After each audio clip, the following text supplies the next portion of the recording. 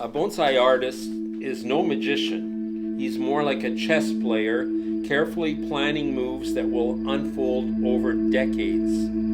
Though the tree appears bare now, it is merely laying the foundation for a more majestic form to emerge in the years coming.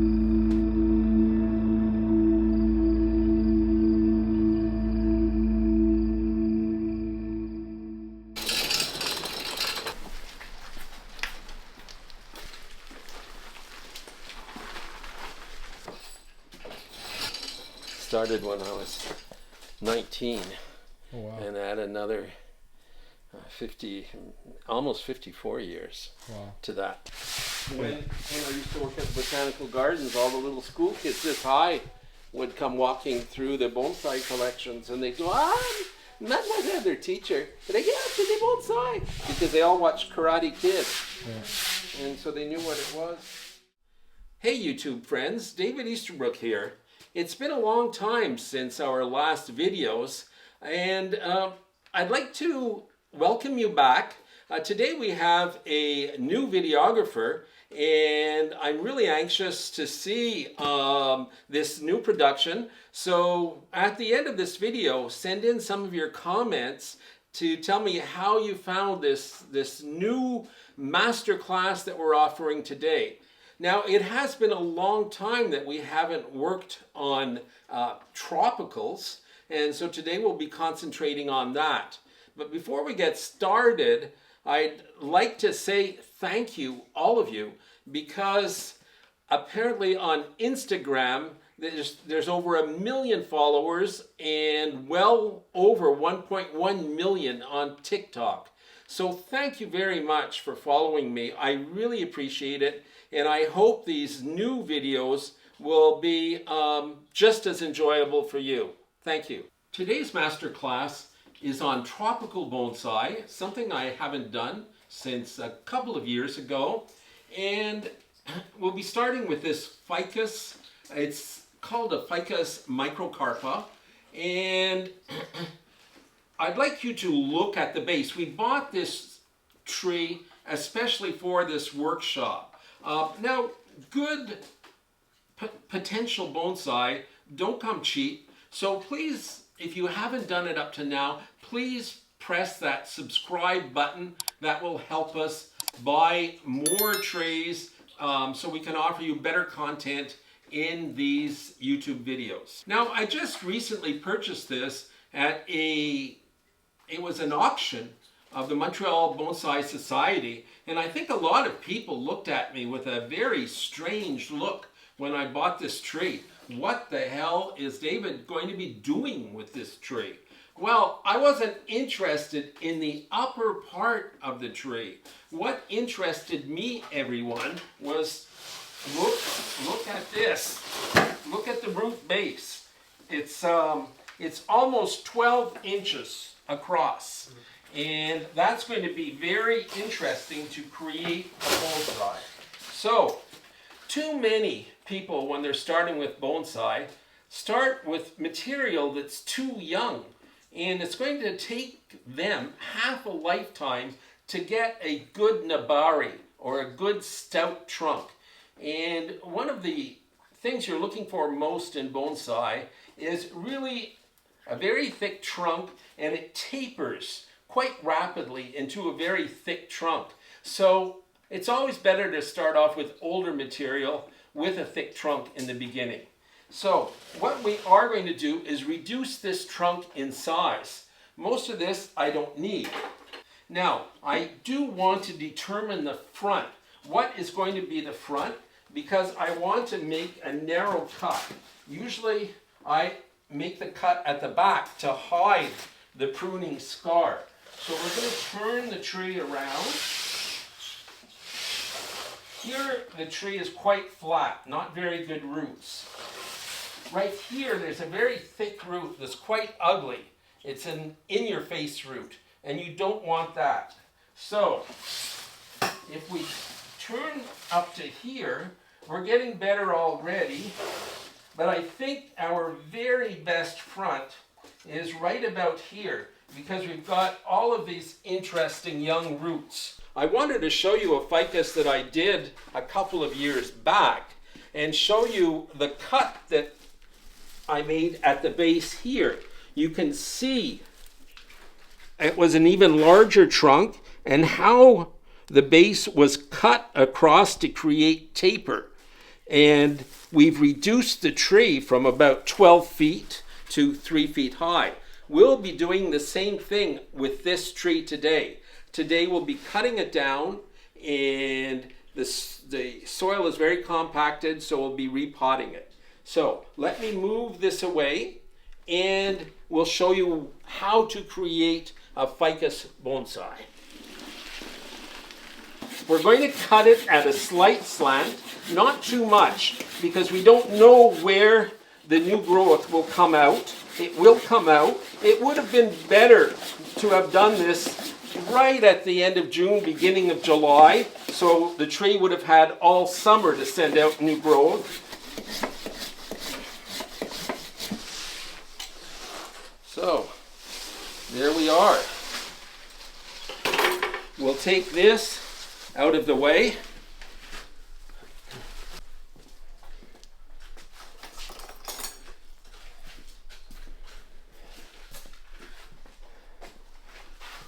A common name for a ficus is a rubber tree. And you can see this line of milky white substance around the edges where it's bleeding. And this is actually latex. And rubber is made from latex. So we don't want it to lose too much of its sap or latex. So what I'm going to do now, after I do a saw cut, the edges are quite rough and I want it to bud out well. So I'm just going to trim the edges with a very sharp knife, whittle them away to smooth them out. Now I do this for all trees, all big branches and trunks that I cut down. Smooth the edges so that when they do heal, the scar will roll over the edges very, very well. So there we go. It's nice and smooth all around. We'll put some cut paste to stop some of the bleeding. It looks like this. There we go. Now we're going to take it out of its pot. Now this one has been in the same pot for about 15 years. So let's begin by taking it out of the pot.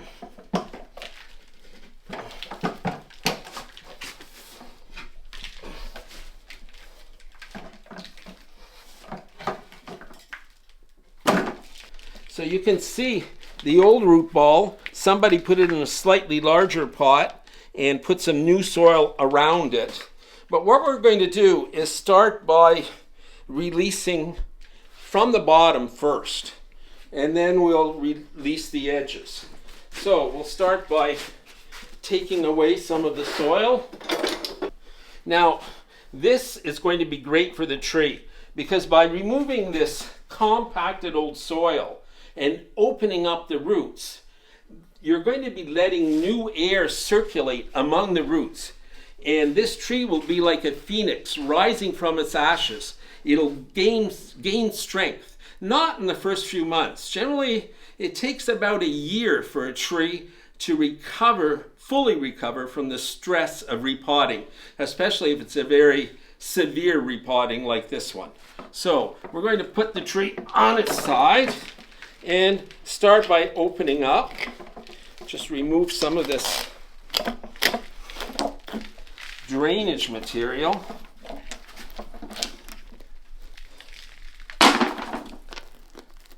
Again, I just purchased this tree, so I'm not responsible for any of this strange drainage material. There's some big rocks under there.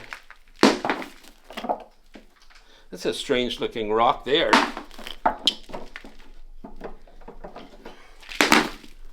Okay, so we start.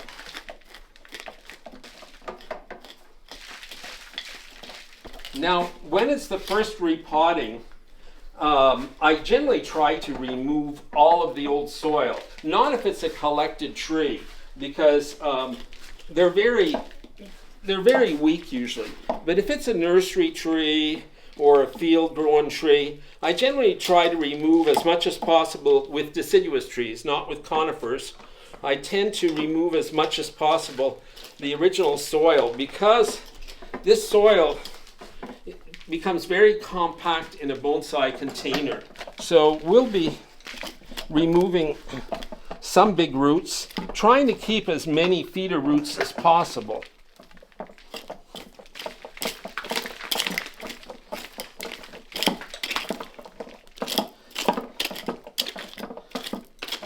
Now this very large root that's right here is probably originally a taproot.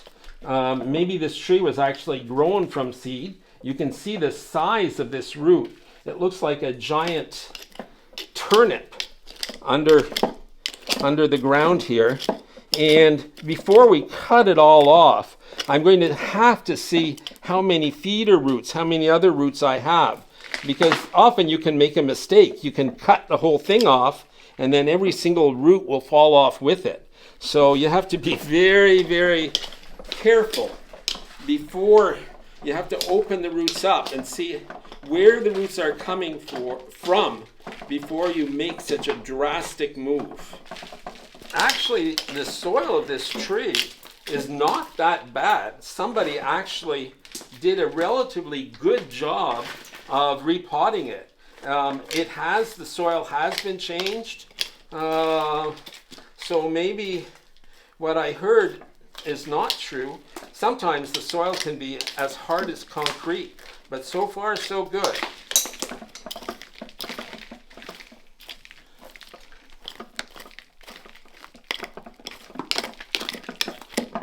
Another saving grace of this root ball is somebody's put gravel in, with very coarse gravel in with their Pro Mix, or it's actually a sphagnum based planting soil, and so because the rocks were quite hard, the soil couldn't compact as much as it usually does for house plants. So we're lucky there too. We're getting through it. We're gradually working our way up. We've got about, I'd say, 6 to 8 inches left to do. As I say, I'm going to be trying to remove most. I'll try to remove most of the original soil ball. Now this tree was purchased at a Bonsai Society auction, and its former owners were bonsai people. So maybe at one time it was a bonsai. Not quite sure. I don't know the whole history of this tree, but could be, because it's got quite a shallow root system, which is going to help to get it in a shallow bonsai pot. Well, I'm going to start by removing some of the thick roots now with a saw. We'll be cutting across.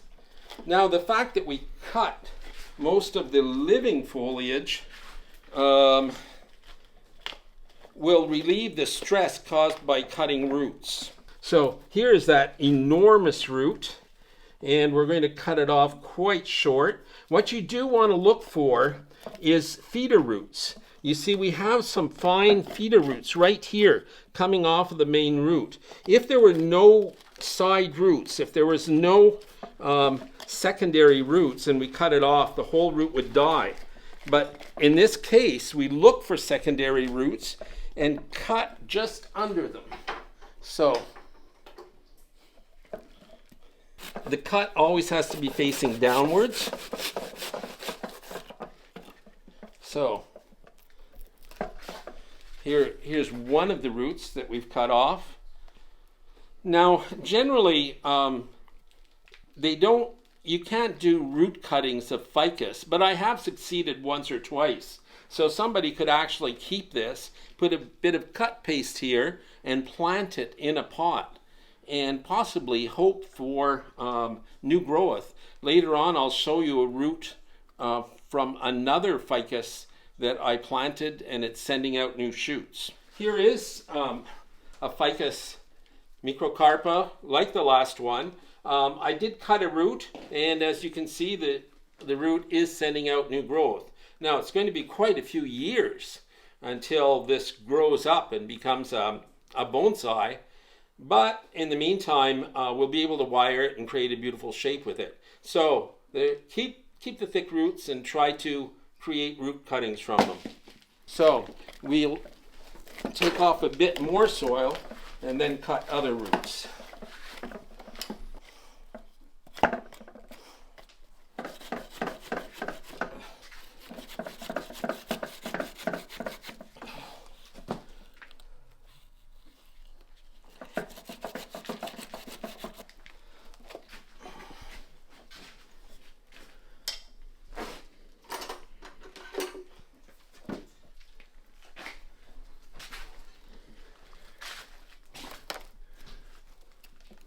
Bit by bit, we cut away the roots.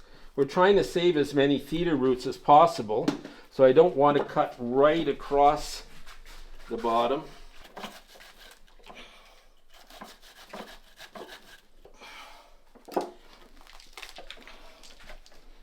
Okay. Now we're into rocks. Just going to cut back this root here. Ficus, the latex of ficus can be quite irritating to many people's skin and their eyes. I just got a little bit in my eyes. Fortunately, I'm not allergic to it. So if you are allergic to rubber gloves or latex, do wear goggles and a pair of gloves so that you won't get stung by the latex. There's so many rocks in the soil mass that my saw won't cut through them.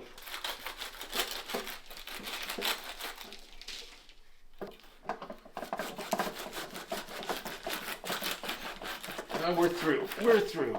Good. Here we are. Okay, so we got through it.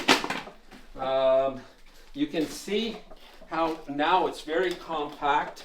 So what we're going to do now is try to remove some of this old soil between these tuberous roots. There's another root here that's too long and thick. I will cut this one off also.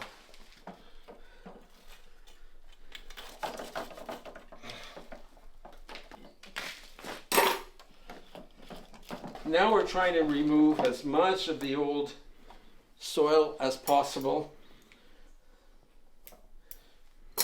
Ficus have very, very stringy roots. Be a little like a dental assistant. Get in there between the teeth. Get out all the cavities.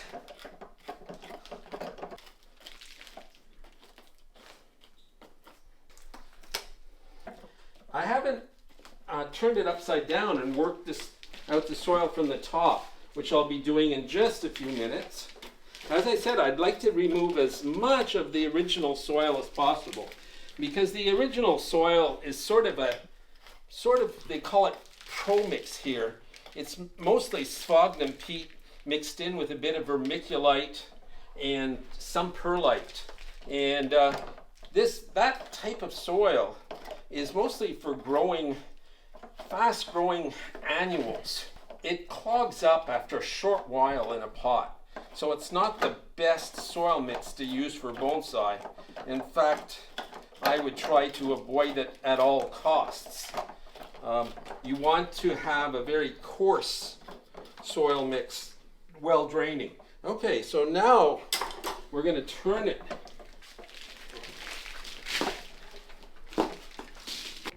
And now we're going to try to open up all around, train those roots out.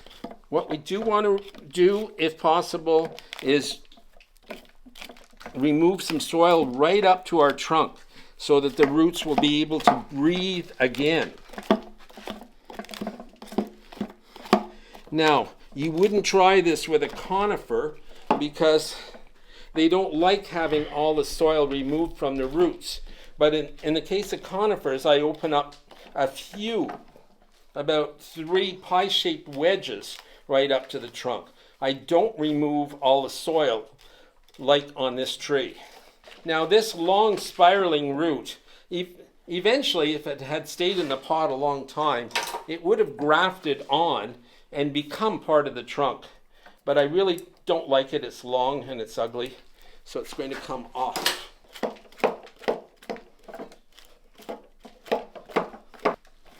Now usually when I'm repotting trees, I'll use a wooden chopstick, actually a bamboo chopstick. But in this case I'm not, because the roots are so thick and tight that I don't think I would be able to remove the soil between the roots with a bamboo chopstick. So in this case I'm using a root hook. You want to, it does harm the roots a bit more because it's made of metal, but you want to be careful not to scratch them too much. So I've removed most of the soil on the outside of the root ball, most of this sort of sphagnum peat soil. There's quite a bit right here that I can still remove. Here we are. When you're working on a bonsai, you want to keep the roots. Not the big roots, but the feeder roots. These are the feeder roots here. These very fine roots. And you have to keep them constantly moist because they're so fine that they dry out very quickly. Okay, we'll do one last cut on the bottom.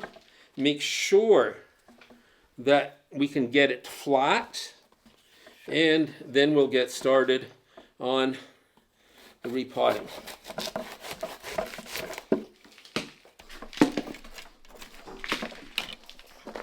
Like it just a bit flatter right up here, so I will remove a little bit more right here so my tree will sit flat in the pot.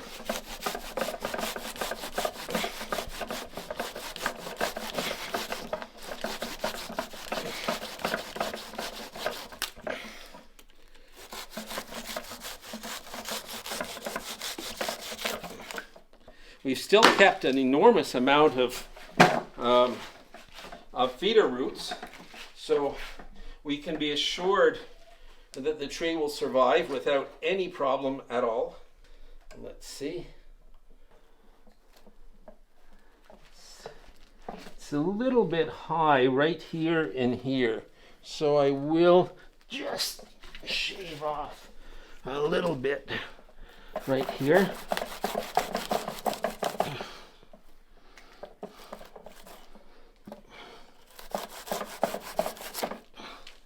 And just about here. I think we're good. We've got the old soil removed. A little bit high on this side still. Where are we? Still this big root right here.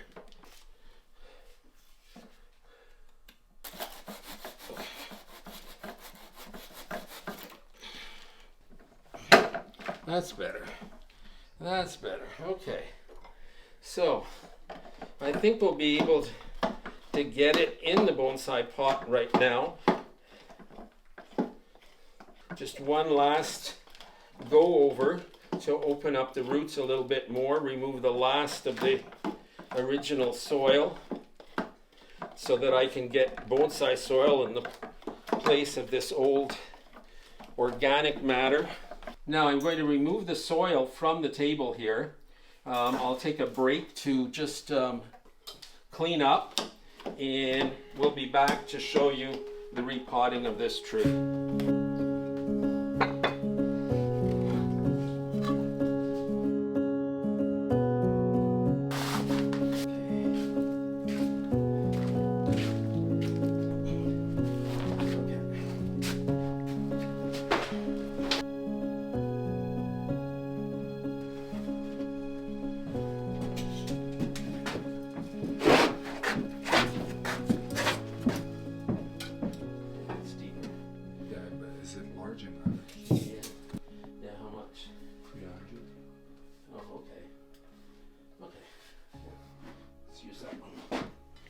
I also teach bonsai at our School of Horticulture at the Botanical Gardens. I teach sessions of 5 days at a time for students in the advanced program. You're doing that still? Yeah, I still do it. How many times a week? I do it only 2 or 3 times a year. Okay, okay. It's like a big class kind of? Yeah, about 20, 21 students at a time. So it's quite a few.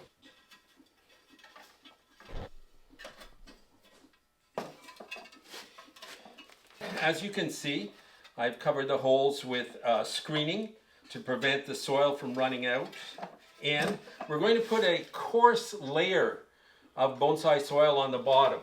And a coarse layer is actually, my bonsai mixture today is about 50% coarse akadama for the bottom layer, 25% Kiryuzuna, which is a gravel from Japan that holds a lot of iron, and the other 25% is Hyuga. Hyuga is pumice from Japan. We've got our coarse layer here, and now, before I put the tree in and see if it's at the right level, I like to amend the soil slightly.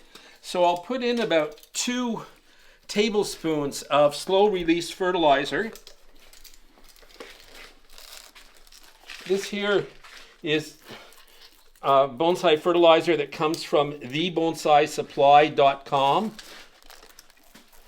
It's a slow release, 18-4-10, and not sure how long it will last. Usually it's 3 or 4 months. Okay, then I'm going to put in a little bit of a soil stimulator. This is called Rich Earth, and Rich Earth is actually dried up like swamps from the dinosaur ages, and it's very rich in ulmic and fulvic acids. And finally, when I put my tree in, I'll be putting some mycorrhiza on the roots to help. Mycorrhiza forms a symbiotic relationship with the roots, helps the tree grow.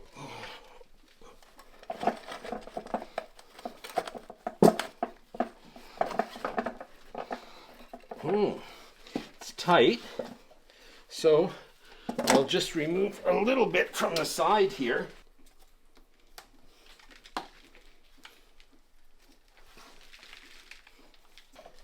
Yep, there we go.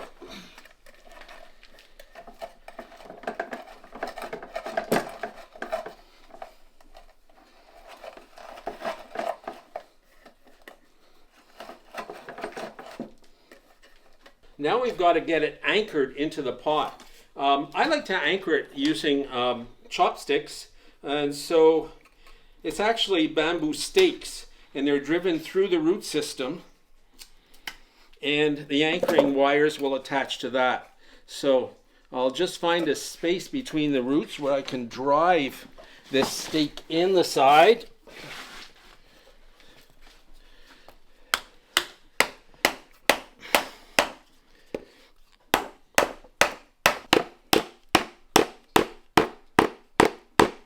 Okay.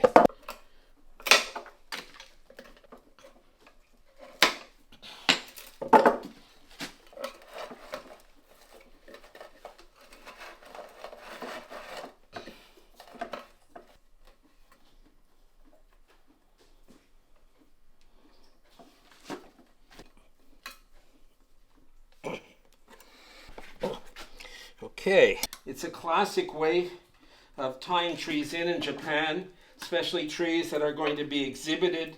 You don't want to see the wires showing above the soil line.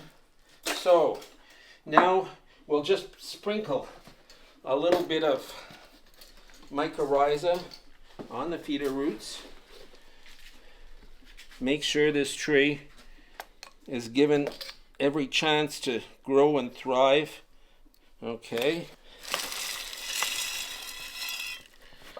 Sometimes you need extra long chopsticks. You can make them yourself from the same type of bamboo that I split to make stakes to tie my tree in.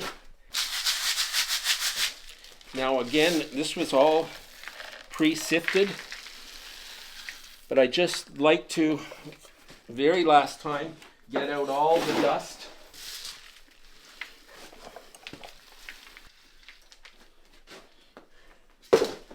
Now we will work it in.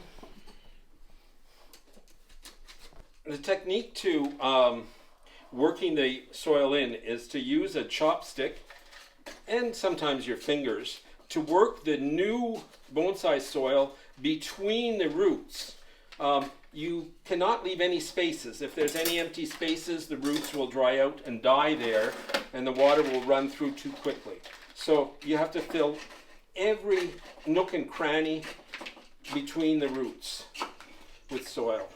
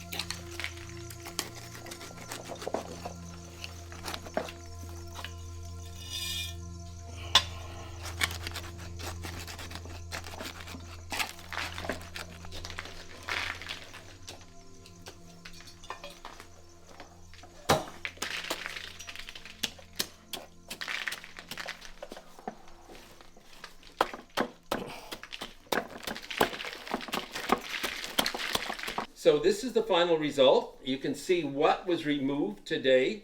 And in the future, this will be sending out new growth, become a beautiful bonsai in the coming years. If you enjoyed this video, please don't forget to subscribe. Push that like button and wait for new videos that we'll be putting out more regularly. Thank you very much. Bye for now. I have to get this out and get it watered.